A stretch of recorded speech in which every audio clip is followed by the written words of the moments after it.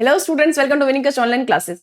जैसे कि मैंने कहा था कि chapter wise this is the last revision series, तो फर्स्ट चैप्टर का अपलोड मैं कर चुकी हूँ। आज हम सेकंड की बात करेंगे। चैप्टर का नाम है द एंड ऑफ बायोपोलैरिटी। फटाफट हम revision chapter wise last detail revision कर रहे हैं। उसके बाद हम लोग फिर कंबाइंड रिवीजन पे आ जाएंगे, क्योंकि 3 दिसंबर से हमें पता है कि एग्जाम हमारे स्टार्ट है, इसीलिए फटाफट जल्दी जल्दी हमें रिवीजन सीरीज कंप्लीट करना है। तो चलिए, सेकंड का नाम है द एंड ऑफ बायोपोलैरिटी। पहला ही क्वेश्चन है, the Berlin was symbolise the division between. आपको पता है कि बर्लिन जो दीवार बीच गिरा दी, खड़ी कर दी गई थी, वो किसका सिंबलाइज है? डिवीजन बिटवीन द कैपिटलिस्ट और कम्युनिस्ट का, रिच एंड पुअर का, डेवलप एंड डेवलपिंग का, या ईस्ट एंड वेस्ट का। तो इसका आंसर है कैपिटलिस्ट और कम्युनिस्ट। पूरा वर्ड जो है 2 भागों में डिवाइड हो गया था। The Berlin was more than dash kilometre long, कि जो कितना लंबा था बर्लिन वॉल का जो दीवार था, वो है 150 kilometre.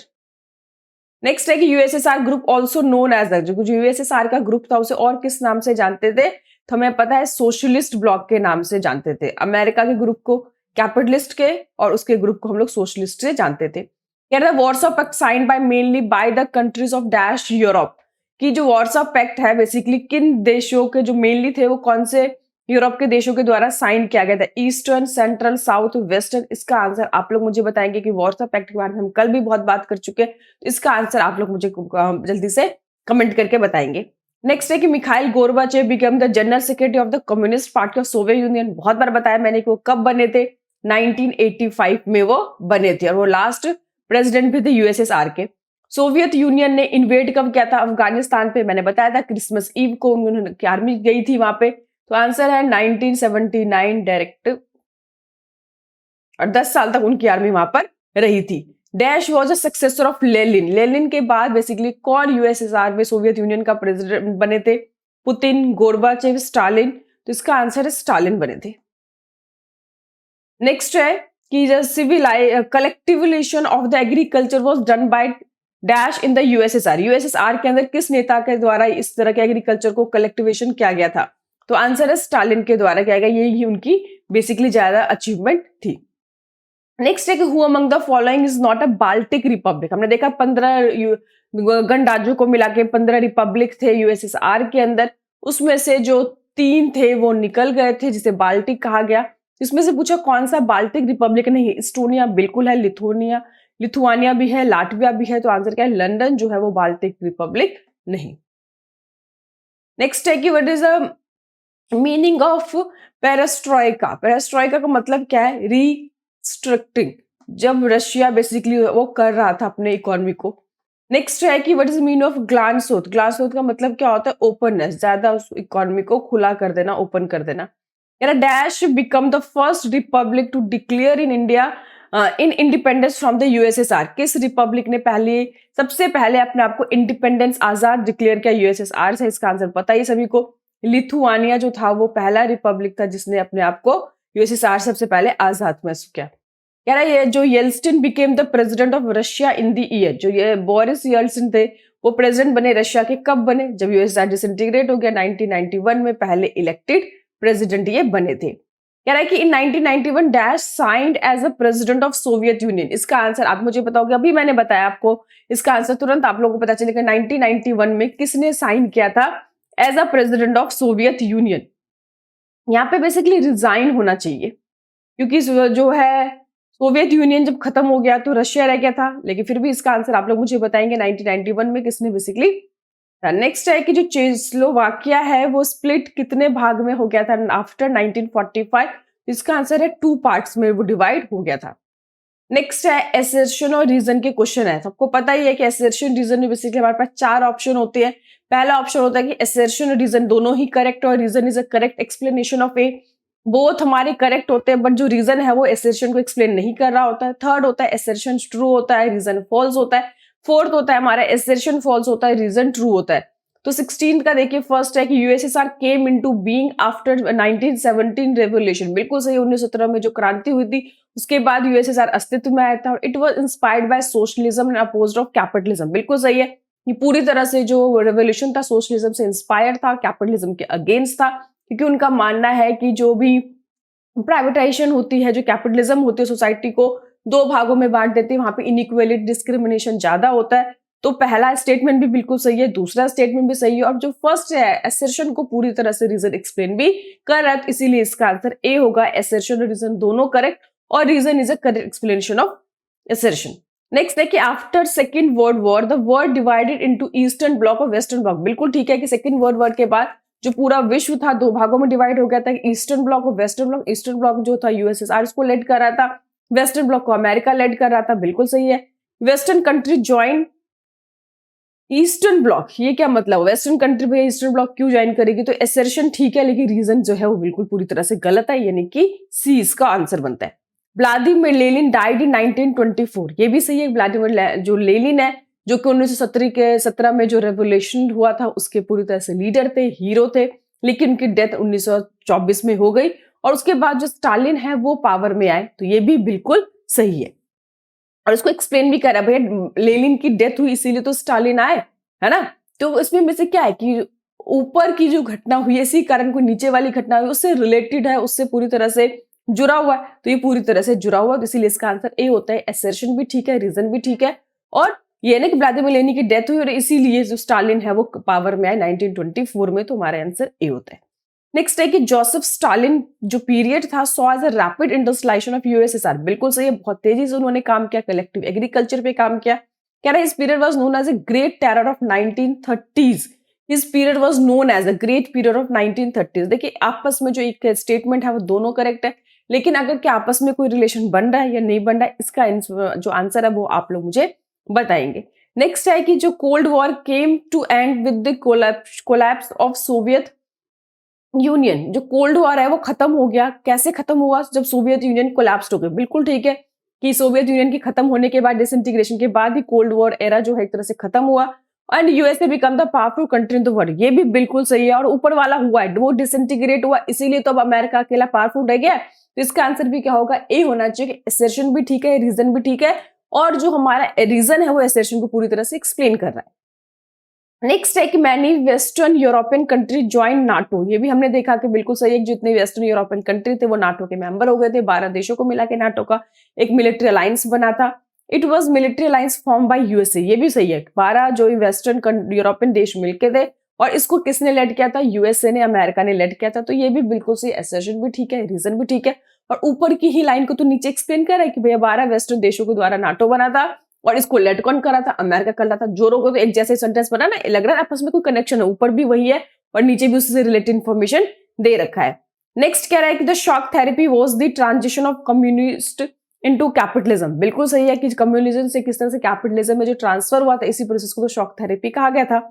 The collapse of communism result in shock therapy, कि जो कम्युनिज्म जो कोलैप्स हुआ था जिसके कारण शॉक थेरेपी हुआ था। तो ऊपर की जो स्टेटमेंट है पूरी तरह से नीचे को एक्सप्लेन कर रही है, तो हमारा आंसर क्या होगा? ए होगा कि एसर्शन भी हमारा ठीक है, रीजन भी ठीक है, और उसको एक्सप्लेन भी पूरी तरह से कर रहा है। नेक्स्ट है due to shock therapy the value of Russian rouble decline. बिल्कुल सही है कि शॉक थेरेपी कारण आपने देखा था उसमें जो कॉन्सिक्वेंस थे शॉक थेरेपी में, जो रशियन की करेंसी रूबल थी वो बुरी तरह से ड्रामेटिकली डिक्लाइन हो गई थी, गिर गई थी। दूसरा रीजन कह रहा है rouble is not a currency of USSR. तो ये तो भैया गलत है बिल्कुल। तुम्हारा एसर्शन तो ठीक है, लेकिन रीजन जो है वो गलत है, आंसर तुम्हारा सी होता है। नेक्स्ट कह रहा है कि एसर्शन की India's relationship Russia are in important of India's foreign policy. बिल्कुल सही, इंडिया की फॉरेन पॉलिसी विदेश नीति का बहुत इंपॉर्टेंट हिस्सा है कि हमारा रशिया के साथ बहुत अच्छा रिलेशन है। कह रहा है कि India maintain good relation with the all top most communist country. क्या ना, India maintain a good relation with all the post communist country. जितने भी पोस्ट कम्युनिस्ट कंट्री थे उन सब से इंडिया के अच्छे बहुत रिलेशन है, तो जिसके कारण रशिया से भी अच्छे रिलेशन बनते हैं। तो ये भी बिल्कुल सही है कि ए भी ठीक है, एसर्शन भी ठीक है, रीजन भी ठीक है, और उसके एक्सप्लेन भी उसको कर रहा है, तो हमारा आंसर ए होता है। The Berlin was built in 1961। बिल्कुल करेक्ट है, 1961 में बना था। Germany was the friend of allied country. ये बिल्कुल भी सही नहीं है, तो एसर्शन तो हमारा ठीक है, बट रीजन फॉल्स है, नहीं कि सी ऑप्शन होता है। देखा आपने इसमें 10 एसर्शन रीजन के क्वेश्चन के बहुत ही इजी थे। देखना है कि ऊपर की जो स्टेटमेंट है नीचे के स्टेटमेंट से कुछ कनेक्शन बन रही है, आपस में जुड़ा हुआ है। अगर ये ना होता तो शायद दूसरा स्टेटमेंट भी ना होता।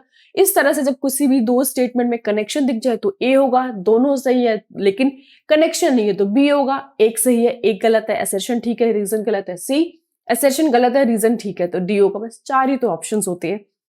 अब हम लोग केस बेस्ड क्वेश्चन फटाफट से कर लेते हैं। केस बेस्ड में देखिए क्या रहता है, Berlin wall symbolise the division between the capitalist और कम्युनिस्ट वर्ल्ड। अभी हमने देखा है कि यही जो था बर्लिन वॉल, यही सिंबलाइज था।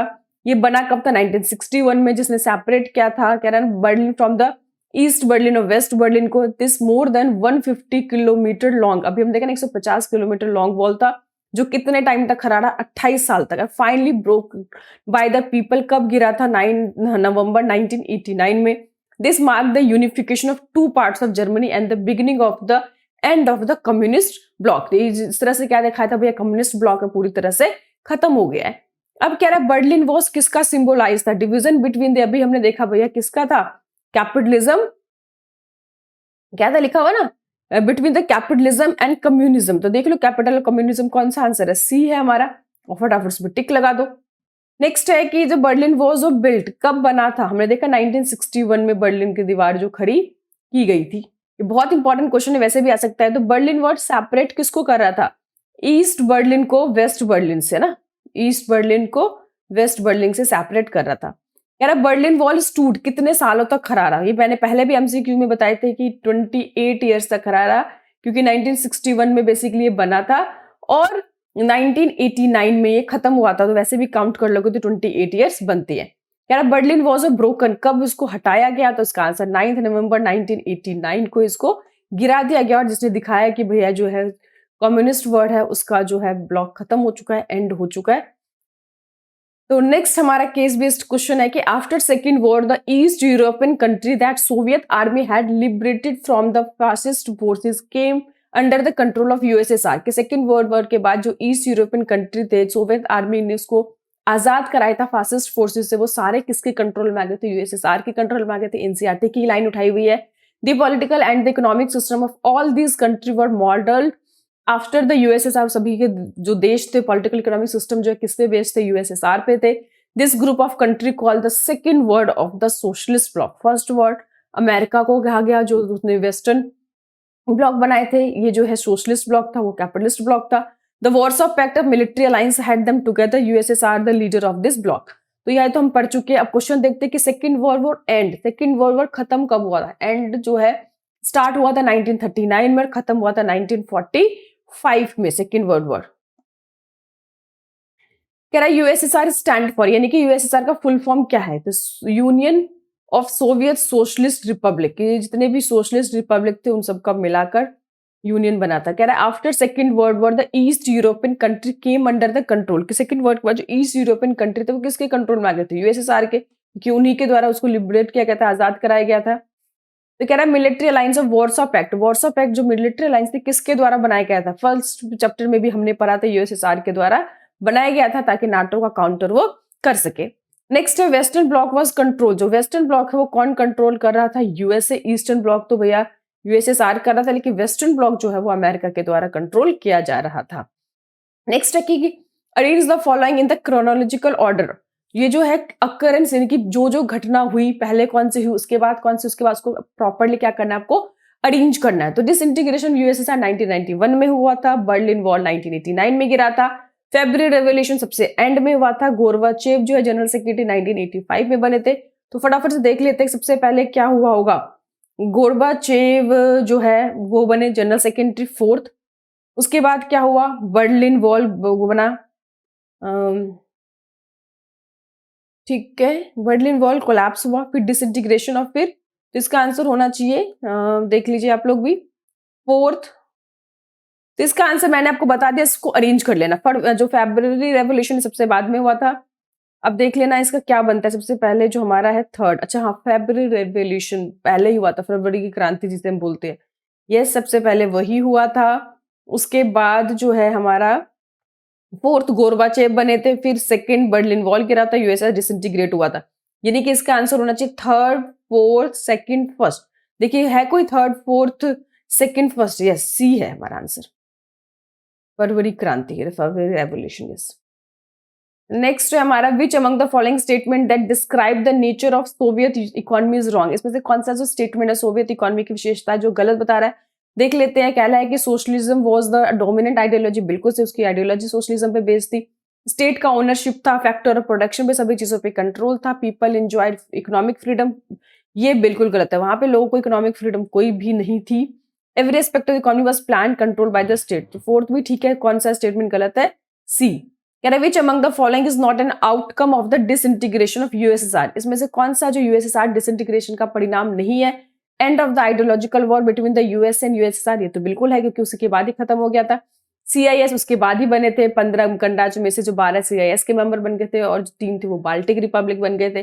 Change in a balance of power in the world, ये भी बैलेंस ऑफ पावर चेंज हो गया था, कुछ नए नए सुपर पावर उभर कर आ रहे थे। क्राइसिस इन मिडल ईस्ट, भैया मिडल ईस्ट का जो क्राइसिस है ना, वो जो है, वो जो मिडल ईस्ट क्राइसिस है वो उसका आंसर नहीं है क्योंकि उससे पहले भी ये चला था, उसके बाद भी कंटिन्यू मिडल ईस्ट में क्राइसिस चलते रहे। कह रहे which among the following statement is false, कौन सा स्टेटमेंट जो है वो गलत है? पहला, Russian revolution was inspired by the ideology of socialism, बिल्कुल सही है। Lenin was the leader of Russian revolution, ये भी सही है, उसका हीरो था वो। The transition from the socialism to capitalism shock therapy कहते हैं, बिल्कुल सही डेफिनेशन पढ़ा। India was responsible for the disintegration of USSR, ये कैसे है? इंडिया कैसे रिस्पॉन्सिबल हो सकती है यूएसएसआर डिसइंटीग्रेट होने का? ये जो है बिल्कुल पूरी तरह से गलत स्टेटमेंट है। कहना the communist party was not accountable to the people, ordinary people were exploited by the rampant corruption. देखा हमने वहां पे कि लोगों की हालत बहुत बुरी थी, ब्रेड तक लोगों को नहीं मिल रहे, they were given no representation in the state machinery. इसमें कह रहा है कम्युनिस्ट, तुम्हें हमें बताना क्या है भैया कि read the following option mention which sentence is wrong, इसमें कौन सा गलत है? USSR started the 5 year plan, बिल्कुल सही, 5 सालों की 5 ईयर प्लानिंग करते थे। People were subjected to lot of difficulties, लोगों को बहुत डिफिकल्टीज थी। India adopted 5 year plan from the USSR, ये भी सही है कि भारत जब आजाद हुआ तो भारत ने भी कहां से कॉपी की 5 ईयर प्लान मॉडल की? यूएसएसआर से। USA and USSR remain to be powerful after disintegration, how could be possible कि डिसइंटीग्रेशन के बाद यूएसएसआर कैसे पावर में रह सकता है? तो हमारा जो फोर्थ है, ये जो स्टेटमेंट है वो बिल्कुल गलत है कि यूएसए तो पावरफुल रहा लेकिन यूएसएसआर तो खत्म ही होगा, तो उसका पावर कहां से? Russia good relation with the India, India का रशिया के साथ बहुत अच्छे रिलेशन है। क्यों? क्योंकि इंडिया जो परचेज करता, और कहीं ना कहीं ये भी रीजन है, जब उसको एक अच्छा खासा मार्केट मिल रहा है इंडिया, तो रशिया भी हमसे अच्छा रिलेशन बनाना चाहता है। नेक्स्ट कह रहा है India imports oil from India, नहीं होगा रशिया होगा, ठीक है, ये भी सही है। India had very good culture relation with all of the above, ये सारे ही जो है कारण है कि रशिया के इंडिया से अच्छे रिलेशन है। Consider the following state, find the wrong statement. Lenin was the leader of Bolshevik party, बिल्कुल से बोल्शेविक पार्टी का वो नेता था। Stalin was not the immediate successor of Lenin, ये गलत है क्योंकि लेनिन के बाद जो उनका सक्सेसर था, उनके बाद जो प्रेसिडेंट बने थे वो स्टालिन ही बना था, तो बी जो है वो गलत है। Gorbachev was blame for the disintegration USSR, तो हमने देखा ही था बेचारों को ना तो जनता से सपोर्ट मिला ना उनके खुद की पार्टी के लोगों से मिला। पार्टी वालों ने कहा भाई तुमने जनता को ज्यादा ही एक्सपेक्टेशन दे दी, जिसको कारण जनता जो है ज्यादा मतलब एग्रेसिव हो गई। जनता ने कहा कि तुम्हारे जो प्रोग्रेस रेट है, डेवलप जो भी तुम्हारे रिफॉर्म्स है उतने स्लो रेट है कि हमें अब तुम पे भरोसा नहीं है, तो बेचारों को ना कहीं से भी वो सपोर्ट नहीं मिला, तो इसीलिए उसको ब्लेम किया गया। Boris Yeltsin was the first elected president Russia, बिल्कुल करेक्ट है। तो बी है कि Stalin was not a immediate successor of Lenin, ये गलत है क्योंकि लेनिन के बाद सक्सेसर जो बने थे वो स्टालिन ही बने थे। बर्लिन वाज टॉपल्ड, मतलब कब गिराया गया था? इसका आंसर है 9 नवंबर 1989, अभी मैंने इसका आंसर आपको बताया। नेक्स्ट है कि Soviet political system was based on, Soviet भैया किस पे बेस्ड था? सोशलिज्म और कम्युनिज्म पे तो बेस्ड था सोवियत पॉलिटिकल सिस्टम। नेक्स्ट है यूएसएसआर स्टैंड फॉर, अभी हमने देखा कि union of Soviet Republic. Next है, तो यहां तक हमने देखा कि हमारे जो है सेकंड चैप्टर है वो पूरी तरह से कंप्लीट होता है। जितने भी इसमें क्वेश्चन थे, एमसीक्यूज थे, क्रोनोलॉजिकल ऑर्डर में थे, केस बेस्ड क्वेश्चन थे, असर्शन रीजन थे, पूरी तरह से हमने सारे क्वेश्चन को कंप्लीट कर लिया है। आई होप इससे बाहर तो कोई क्वेश्चन बनता ही नहीं है। बाकी जो तुम्हारे जो भी आप लोगों के बेसिकली जो न्यू जो कंटेंट है जिसमें हम लोगों के अरब स्प्रिंग है और जो भी न्यू कंटेंट है उनको जो सीआईएस है उनको हम लोग दूसरी वीडियोस में कवर करेंगे। आई होप आप लोग को अच्छे से समझ में आ गया होगा, बहुत अच्छा रिवीजन हो गया होगा और पीडीएफ मैं आपको प्रोवाइड कर दूंगी, आप लोग चिंता मत कीजिए। अभी फिलहाल फटाफट से आप लोग रिवीजन कीजिए। तो बाकी कोई भी दिक्कत हो, प्रॉब्लम हो, आप लोग मुझे कमेंट कर सकते हैं। Thank you.